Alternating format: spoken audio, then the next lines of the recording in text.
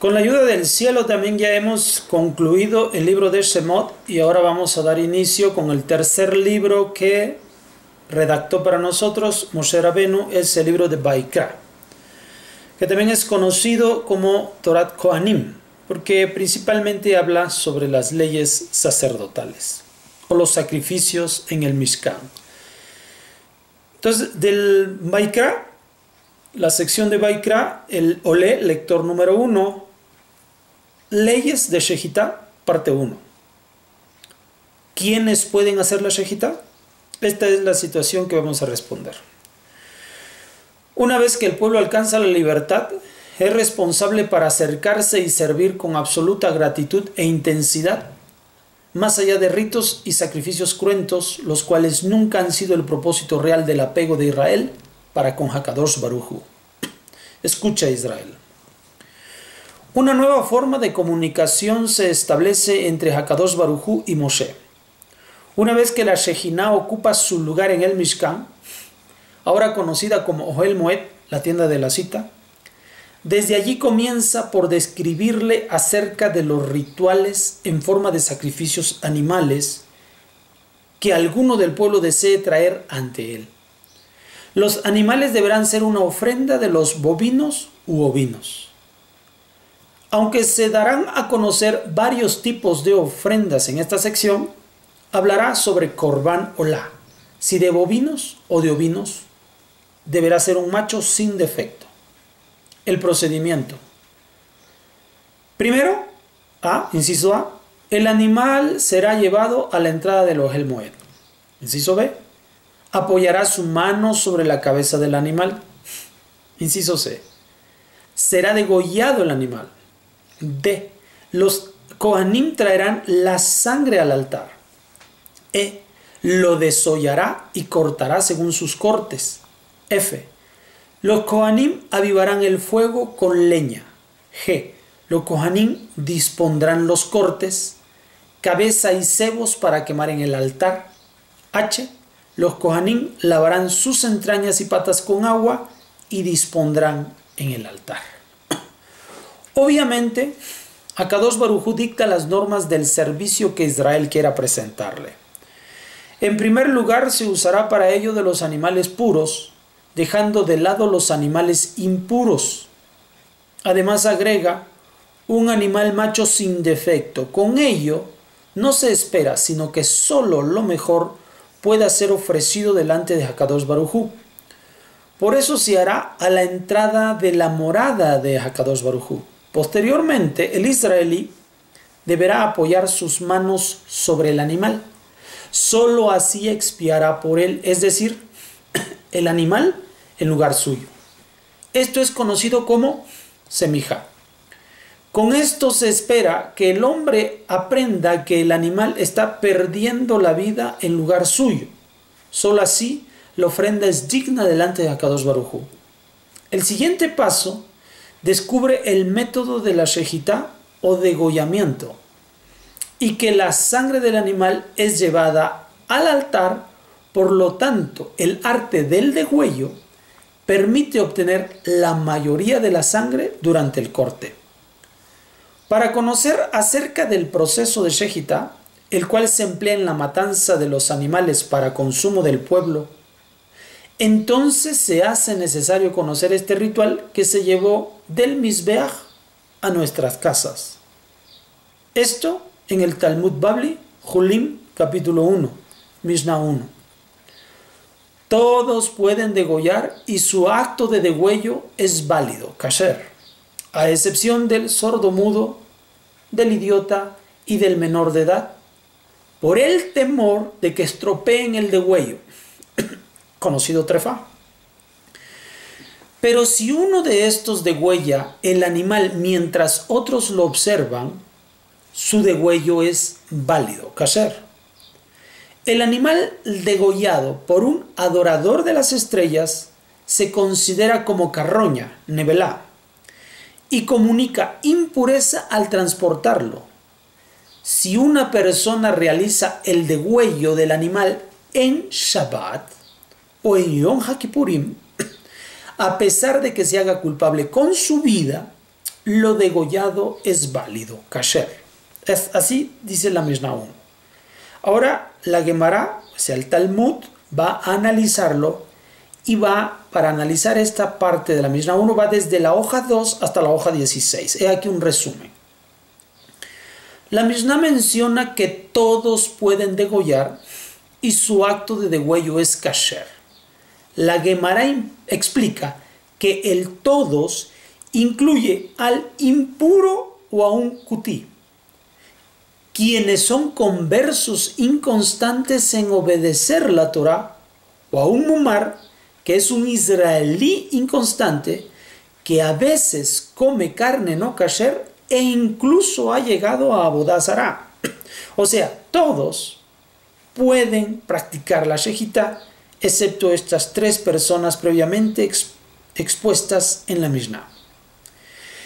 Estos tres que sí son excluidos, el sordomudo, el idiota y el menor de edad, son excluidos porque pudieran hacer la shejitá de forma equivocada, al no comprender la técnica a desempeñar y con ello la falta de intención adecuada.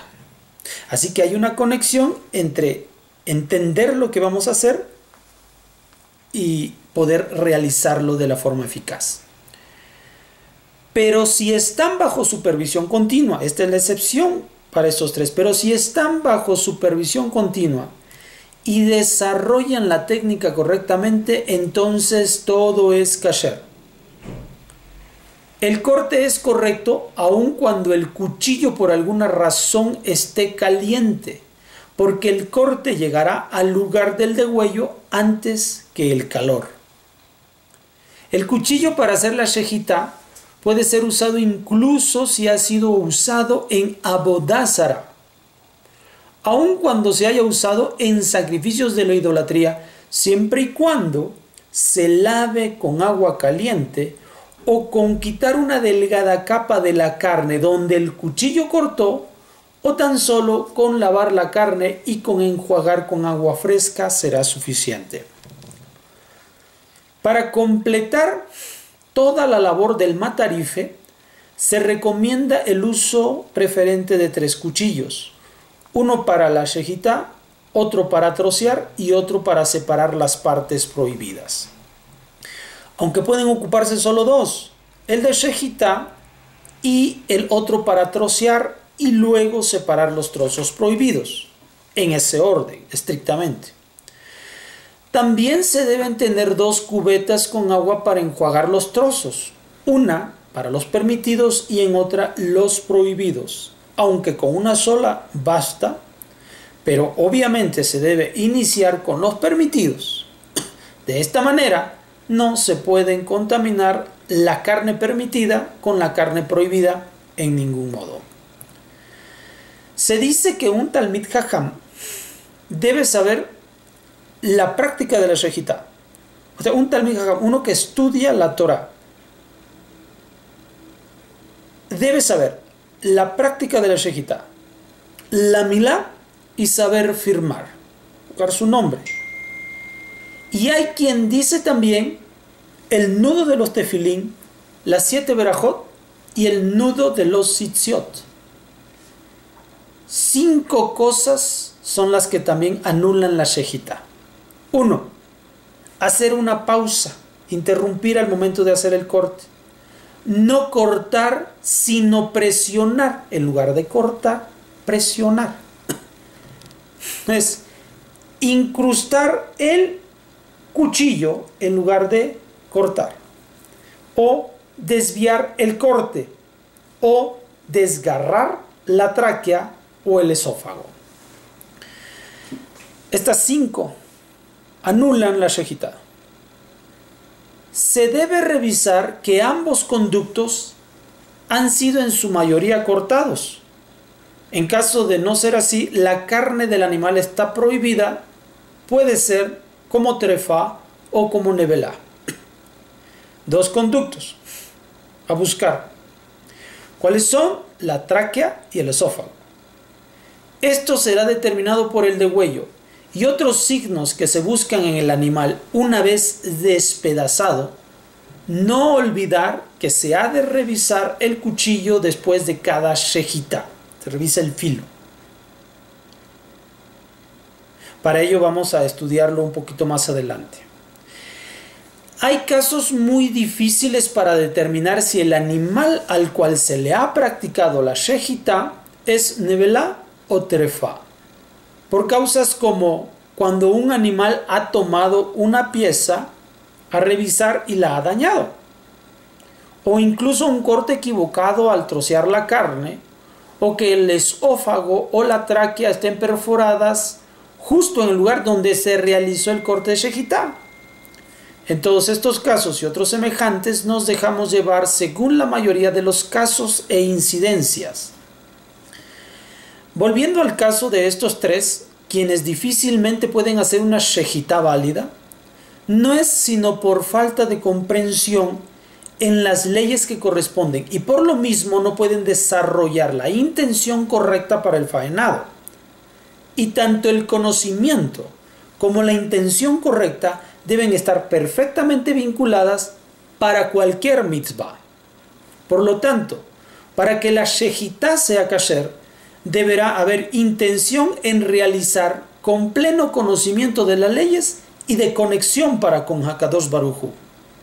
Entonces se podrá entender que ningún adorador de las estrellas podrá realizar una shejitá kasher, sea un gentil o un judío, a tal grado que incluso el cadáver del animal contamina ritualmente a quien lo toque. De esta manera se hace un cerco de protección.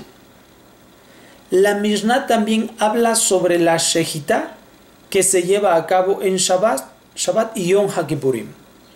Y aunque el shohet sea condenado por infringir las leyes relativas al Shabbat y el Moed, la carne del animal sacrificado puede ser consumida, incluso si ésta no pudo incluirse para usar en el día del Shabbat o Yom HaKippurim, acto conocido como mukseh. La Torah oral no impide que practiques la shejitá. Hasta pronto.